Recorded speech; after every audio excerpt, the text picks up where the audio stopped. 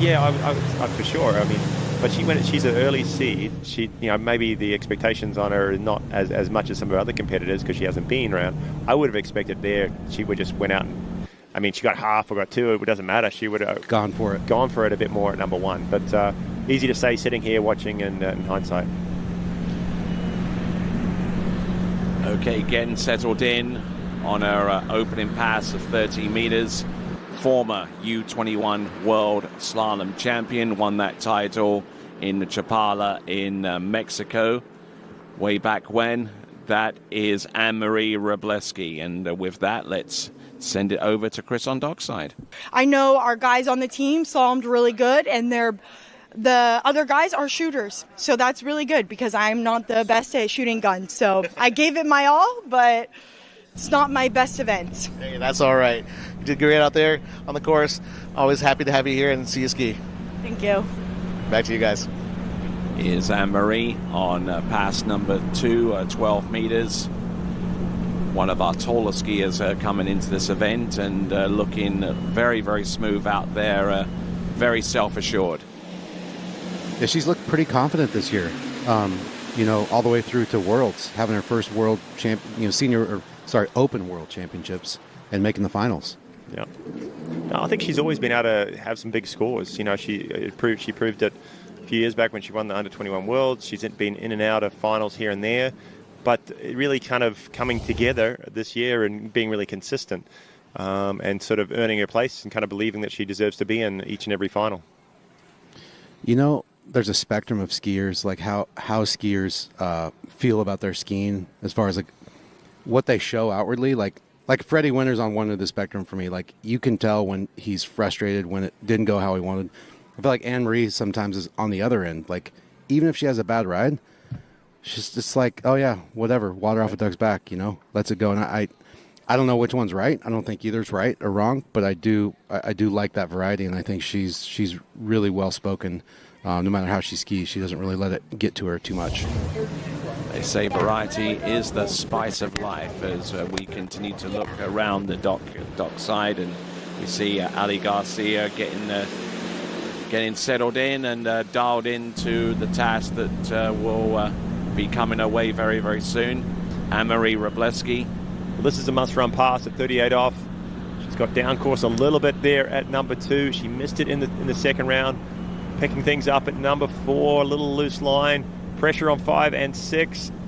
So squeaks round. Wow.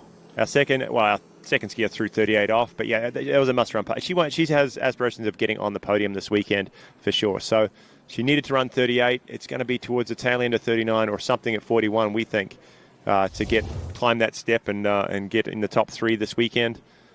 I like the way she stayed patient on this run, especially at the very end around number 6, but to take us through the buoys that led up to that point there from about here onwards, Marcus. Yeah, I mean, she had a slow 2, and you see you had to pull long into 3, so that was going to push her apex later, right? So she actually had a pretty good 3 considering. Comes into 4 and didn't really have she had the same luck as 2, so now she's late at 5, and it's just don't blow it. Safety turn, she's tall, she pulls all the way to 6, and she squeaks around it. She would have been nervous coming into 5 then, because that's pretty much identical as to what happened yesterday. Yeah. I thought she was losing ground, got a little behind, and then made an error at 5 there. She just, do what it takes. Only got one more buoy to get. A season's best of 3. This is her last chance on the water this weekend. Let's see what she's got.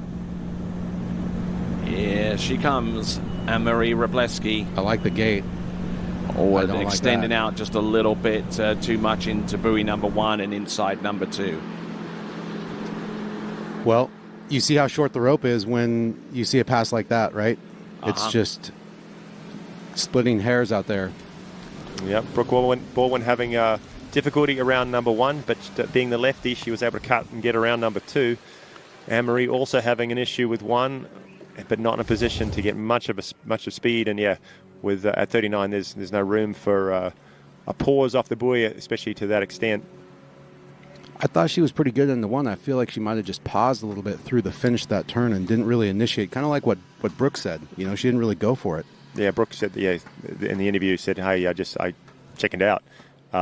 a little bit of that there. She maybe doesn't trust after that 38. Maybe didn't trust the offside as well. Thought she could kind of have a bit of a easier one ball and still get down the pass, but it wasn't to be. What's up, guys? Back here on the dock with one of my favorite skiers, Wroblewski, and the one and only Annemarie. How you feeling? Pretty tired, I'm not gonna lie. That was tough, 38 for me, but made it through. Yeah, it looks solid, and I'm sure everybody's tired. Sun's been out, go-karting, shooting, late nights. I hear people at Steve's package. You know, it's been a whirlwind of a weekend, so I can't imagine how tired you must be. But you look solid out there. Thank you. Yeah, I mean, I would have liked to have gotten a few more buoys there, but all in all, I was pretty happy with that. Excellent. And again, do you know anything about your team? How's your team doing as a whole? Oh, I actually have no idea. I feel like, my dad skied really, really well, so he's gotten a good score for us in the slalom. The shooting and the go-karting, I'm not really sure, but we'll see. Well, it's good to see there's some good team communication going on there. Well, that's how it is sometimes, I guess. All right, well, always glad to have you skiing out here, and look forward to seeing you next season. Thank you. See you then.